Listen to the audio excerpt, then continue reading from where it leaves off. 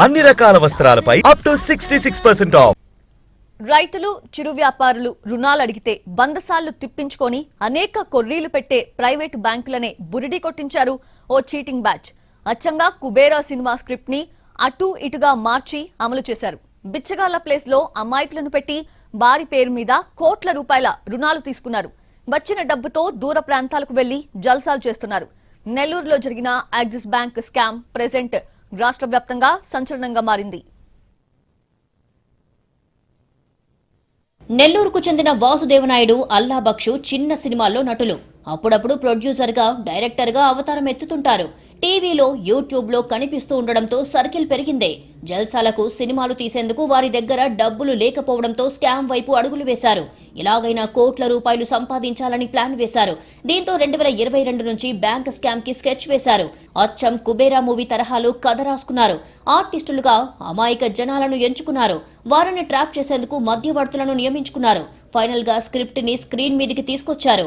సుమారు 56 మంది అమాయకులను ఎంపిక చేసుకుని బ్యాంకు నుంచి లోన్స్ ఇప్పిస్తామని వారి వద్ద నుంచి ఆధార్ కార్డులు, పాన్ కార్డులు, ఫోటోలు, సిమ్ కార్డులు తీసుకున్నారు. కొన్ని సంతకాలు కూడా చేయించుకున్నారు. వీళ్లంతా కూలీ పనులు చేసుకునే వాళ్లు, ఆఫీసుల్లో వాచ్మెన్లు, ఆయాలు, చిత్తు కాగితాలు ఏరుకునే వాళ్లు, రైతులు ఎక్కువగా ఉన్నారు. ఈ 56 మందిని ఉద్యోగులుగా చిత్రీకరించారు. 4 డొల్ల కంపెనీలను స్టార్ట్ చేశారు. అందులో వీరిని ఉద్యోగులుగా నియమించినట్లు పత్రాలను సృష్టించారు. 6 నెలల పాటు వీరికి 75,000 నుంచి ₹1,00,000 జీతం వచ్చినట్లుగా పే స్లిప్లను సైతం జనరేట్ చేశారు. ఒక బ్యాంకు నుంచి లోన్ తీసుకునేందుకు అవసరమైన అన్ని డాక్యుమెంట్లను ఈ కన్నింగ్ బ్యాచ్ సేకరించింది. ఆన్లైన్ ద్వారా లోన్స్ అప్లై చేశారు. దీంతో నెల్లూరులోని యాక్సిస్ మెయిన్ బ్రాంచ్ తో పాటు ముత్తుకూరు, జగ్గయ్యపేట బ్రాంచ్ లో భారీ మొత్తంలో నగదును లోన్ రూపంలో తీసుకున్నారు. బ్యాంక్ ఉద్యోగులకు ఎక్కడా అనుమానాలు రాకుండా 3 నెలల పాటు ఈఎంఐలు కట్టి ఆపై ఫోన్ స్విచ్ ఆఫ్ చేశారు. దీంతో బ్యాంక్ అధికారులు లోన్లు తీసుకున్న సామాన్యులకు నోటీసులు పంపడం ప్రారంభించారు.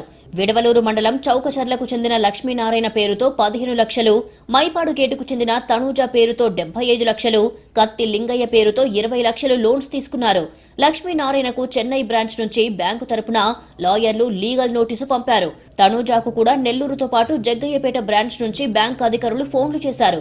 సకాలంలో లోన్ చెల్లించకపోతే ఇంటిని జప్తు చేస్తామని బెదిరిస్తున్నారు అంటూ బాధితులు ఆవేదన వ్యక్తం చేస్తున్నారు. వాసుదేవనాయుడు తమను నమ్మించి తమ పేరుతో లోన్లు తీసుకున్నారని తనూజ అనే మహిళ తెలిపింది. 75 లక్షలు అన్నారండి. 75 లక్షలు దేనికి ఉండదని నేను అన్నానండి. ఆర్టీసీ గారు యాక్సిస్ బ్యాంక్ ఉంటే అక్కడికి వెళ్ళానండి. కోఆర్డినేటర్ ఆపని తీసుకొని వెళ్ళాము.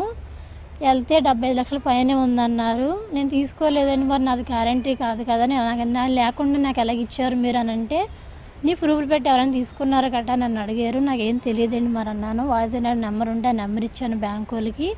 మాట్లాడుకున్నారంట. ఫోన్ వెళ్ళట్లేదు అన్నారు. నువ్వే కట్టాలి, నువ్వే చేయాలని అడిగారు. నాకు సంబంధం లేదని నేను అన్నాను. తర్వాత వాళ్ళు ఏమన్నారంటే వీళ్ళు సీల్ చేస్తామన్నారు, లేదా నిన్ను అరెస్ట్ చేస్తామని అన్నారండి. నెల్లూరు బ్రాంచ్ లో 52 మంది బాధితులు ఉండగా ముత్తుకూరు బ్రాంచ్ లో 4 ఉన్నారు. బ్యాంక్ మేనేజర్ మదన్ మోహన్ 2024 డిసెంబర్లో ముత్తుకూరు పోలీస్ స్టేషన్ లో ఈ స్కామ్ పై ఫిర్యాదు చేశారు. వాసుదేవనాయుడు, అల్లా బక్షు, శివ, వెంకట్ తో పాటు మరికొందరు తమ బ్యాంకుల నుంచి రుణాలు తీసుకుని ఎగ్గొట్టేశారు అంటూ పోలీసులకు ఫిర్యాదు చేశారు. ఈ కేసుని ప్రారంభంలో పోలీసులు లైట్ తీసుకున్నారు. ఎప్పుడైతే బాధితులకు నోటీసులు రావడం ప్రారంభమయ్యాయో వారు మీడియా ముందుకు వచ్చారు. కోట్ల రూపాయలు స్కామ్ చేసి ఏదైతే అమాయక గిరిజనులను మోసం చేశారు అనేటువంటి విషయాన్ని నేను ఈ సందర్భంగా మీకు తెలియజేస్తా ఉన్నా. మాకున్న సమాచారం మేరకు ఏదైతే ఆ యొక్క ముఠ 56 మంది ఉద్యోగులు, అలాగే ఇంకొంతమంది దాదాపు 66 మంది ఉద్యోగులు, వీళ్ళందరూ కూడా 4 సాఫ్ట్వేర్ కంపెనీల్లో పనిచేస్తున్నట్టు వాళ్లే రికార్డులు తయారు చేసి, వాళ్లే శాలరీ స్లిప్పులు తయారు చేసి 6 నెలల పాటు ఒక్కొక్కరికి 74,000 జీతం.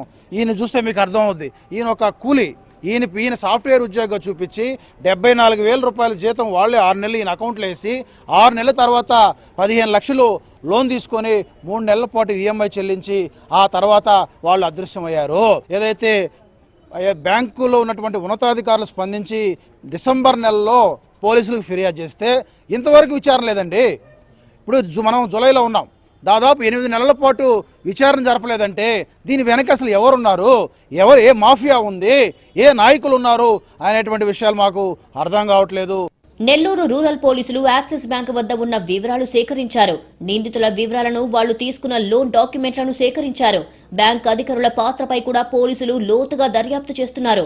సామాన్యులు లోన్ అడిగితే 100 ఆంక్షలు పెట్టే బ్యాంక్ అధికారులు 10,90,00,000 రూపాయల లోన్స్ ఇవ్వడంపై పోలీసులు అనుమానాలు వ్యక్తం చేస్తున్నారు. ప్రస్తుతం ఈ కేసులో ప్రధాన ఆరోపణలు ఎదుర్కొంటున్న 4 వ్యక్తులు పరారీలో ఉన్నారు.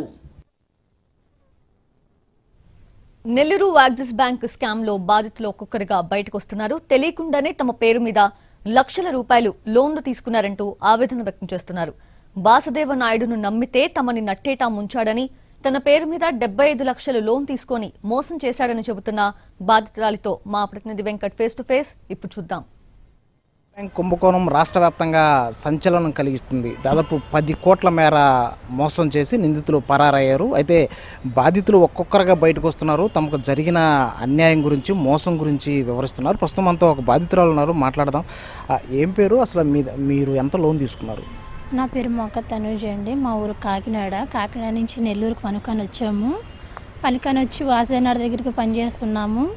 పనిచేస్తుండగా అతను మేము డబ్బులు అడిగాము. అప్పు వద్దులేమో లోన్ ఇప్పిస్తానన్నాడు. ఆయన లోన్ మేము కట్టలేము సార్, మా దగ్గర ప్రూఫ్లు ఏమీ లేవని అంటే లోన్ ఇప్పిస్తానమ్మా అన్నాడు. 2 లక్షలు లోన్ ఇప్పించారండి. 2 లక్షలు లోన్ ఇప్పించిన తర్వాత మేము 2 లక్షలు కట్టేసాము. 2 లక్షలు కట్టేసిన తర్వాత అది ఇచ్చేసిన తర్వాత మీకు మళ్ళీ డబ్బులైనా కావాలని అడిగాడు ఆయన. మాకు ఇంకేం వద్దు సార్, ఇది క్లియర్ అయిపోతే చెప్పండి, అప్పుడు తీసుకుంటానని చెప్పాను నేను. క్లియర్ అయిపోయిందమ్మా, నీకు ఏమైనా కావాలంటే చెప్పమన్నారు. తర్వాత నేను వెనకాల 3 లక్షలు తీసుకున్నానండి. 3 లక్షలు తీసుకున్న తర్వాత 5 లక్షల కాడికి కట్టేసిన తర్వాత ఇంత క్లియర్ అయిపోయిన తర్వాత అప్పుడు చెప్తున్నారు బ్యాంక్ వాళ్ళు ఫోన్ చేసి, యాక్సిస్ నుంచి బ్యాంక్ ఫోన్ చేస్తున్నామమ్మా అన్నారు. దేనికి చేస్తున్నారని నేను అడిగాను. నీ పేరు మీద ఇంత అమౌంట్ ఉందమ్మా అన్నారు. దేనికి ఉందండి, నేను కట్టేసుకున్నాను, నా పేరు మీద ఏ అమౌంట్ లేదని నేను అన్నాను. ఎంత బ్యాంక్ వాళ్ళు మీ పేరు మీద ఎంత లోన్ తీసుకున్నారు అని చెప్పారు? 75 లక్షలు అన్నారండి. 75 లక్షలు దేనికి ఉండదని నేను అన్నానండి. ఆర్టీసీ గారు యాక్సిస్ బ్యాంక్ ఉంటే అక్కడికి వెళ్ళానండి. కోఆర్డినేటర్ ఆపని తీసుకొని వెళ్ళాము.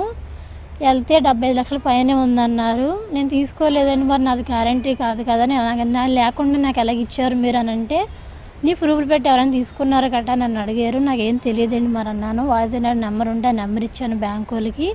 మాట్లాడుకున్నారంట, ఫోన్ వెళ్ళట్లేదు అన్నారు. నువ్వే కట్టాలి, నువ్వే చేయాలని అడిగారు.